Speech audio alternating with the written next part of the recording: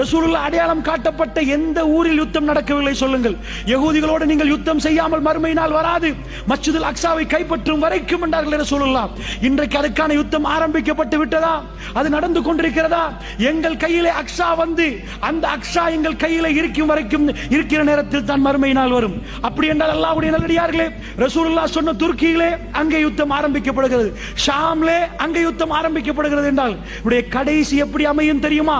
சிரியாவுடைய படை கான்ஸ்டான்டினோப்பிளில் இருந்து அப்படியே வருவார்கள். தஜ்ஜால் வெளியே வந்து விட்டான் என்று சொல்லி கேள்விப்பட்ட உடனே வந்து பார்த்தால் அது பொய்யான செய்தி.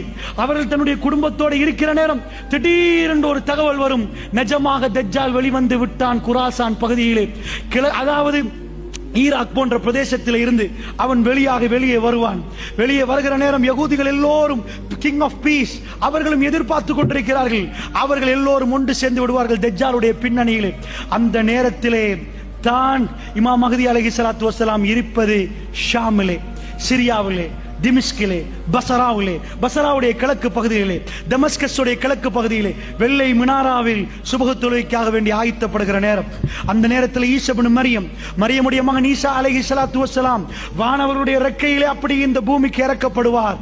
ரசூலுல்லாஹ் அடையாளம் காட்டினார்கள், மிக தெளிவாக அடையாளம் காட்டினார்கள். அவர் வர்ணனின ஆடை அணிந்திருப்பார், அவருடைய தலையிலே முத்து முத்தாக வேர்வைகள் இருக்கும். அவர் கொண்டையை சாத்தினால் அப்படியே வேர்வைகள் கீழே கொட்டும் என்றார்கள். தலையை உயர்த்தினால் அது முத்து முத்தாக தெரியும் என்றார்கள். அவர்கள் வந்து பசராவிலே இறங்குவார்கள்.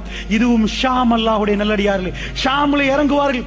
இறங்கின உடனே இந்த உம்மத் ஈசா இப்னு மரியம், ஈசா அலைஹிஸ்ஸலாத்து வஸ்ஸலாம் அவர்களை இமாம் மஹ்தி அலைஹிஸ்ஸலாத்து வஸ்ஸலாம் அவர்கள் கண்டு கொள்வார்கள். சொல்லுவார்கள், ஈசா நீங்கள் தொழுவிக்க வேண்டும் என்பார்கள். அவர் ஒரு வார்த்தை சொல்லுவார், இந்த உம்மத்துக்கு தலைமை தாங்குவதற்கு அல்லாஹ் ரப்புல் ஆலமீன் என்னை தேர்ந்தெடுக்கவில்லை, இந்த உம்மத்துக்கு நீங்கள் தலைவர் என்பார்.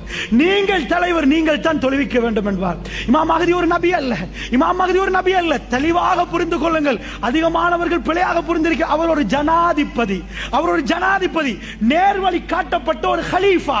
அதுதான், அவருக்கு வகையும் வராது, அவர் குர்ஆனை தான் பின்பற்றுவார், புதுசாக ஹதீஸ் சொல்ல மாட்டார், அவருக்கு வேற எதுவும் கொடுக்கப்பட்டிருக்காது. அவர் ஒரு நேர்வழி பெற்ற ஒரு ஜனாதிபதி. ஈசா நபி ஒரு நபி, ஆனால் அவர் என்ன சொல்லுவார், இந்த உம்மத்துக்கு நீங்கள் தலைமை தாங்க வேண்டும். சுபஹ் ஜமாத் நடத்தப்படும்.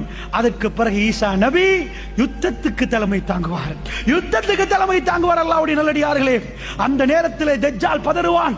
அவர் ஷாமில் இருந்து பலஸ்தீனத்துக்கு வரைக்கும் போவார். சிரியாவில் இருந்து பக்கத்து நாடு பசரா, அதுக்கு கீழே இப்படி வந்தால் பாலஸ்தீனம். மெப்பை எடுத்து கொஞ்சம் பாருங்கள், பாலஸ்தீனம், ஜோர்தான், லெபனான் இந்த பகுதிகளை கொஞ்சம் பாருங்கள். ரசூலுல்லாஹ் சொன்னார்கள், பக்கத்திலே தஜ்ஜால் வந்திருப்பான், இவர் படையோட போவார்.